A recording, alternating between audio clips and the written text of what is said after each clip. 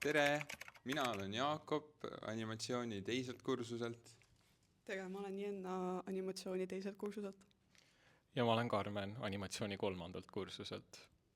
Animatsioon on siuke minu arvates lahe ala, kus on kõike saab teha, ehk siis sa saad ehitada oma mingi väikese maailma ja kõik mõtted, mis sul on, see teoorias saad panna paberile ja siis see võib olla nagu palju pressure'it, aga mul ei ole nii palju mõtteid. Aga samas tore on ka see, et selle nagu tegemise käigus siiski avastades nagu igasuguse kunstiga see ala ka üllatab sind. Animatsiooni erialal varasem kogemus ei ole kõige olulisem. Hea on nagu ikkagi teada võib-olla, mida sa ise otsid ja mingisugune suund ikkagi. 3 aasta jooksul me teeme 4 filmi, alustame 2D-st, üldjuhul digitaalselt, aga võib ka teha paberile. Seejärel me teeme nukufilmi, see tuleb üldjuhul paarides, ning seejärel me teeme 3D-filmi, seejärel sa valid enda lõpufilmi, mille sa võid teha ükskõik mis tehnikas, sa võid neid tehnikaid segada, ükskõik mida teha.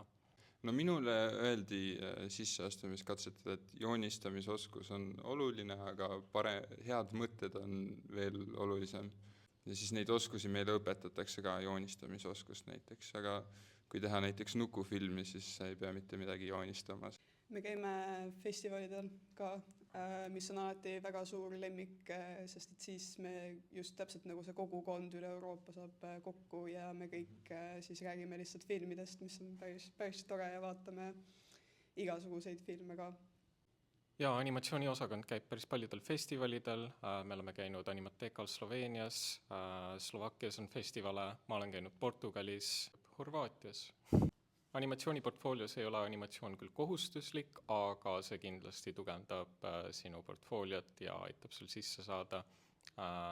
See ei pea olema midagi ekstreemset, sa võid teha paar liikumisharjutust, kas enda lemmik digivahendi peal, võib-olla pildistad paar pilti paberist, võib-olla teed üldse mingi plastilini animatsiooni, absoluutselt kõik sobib.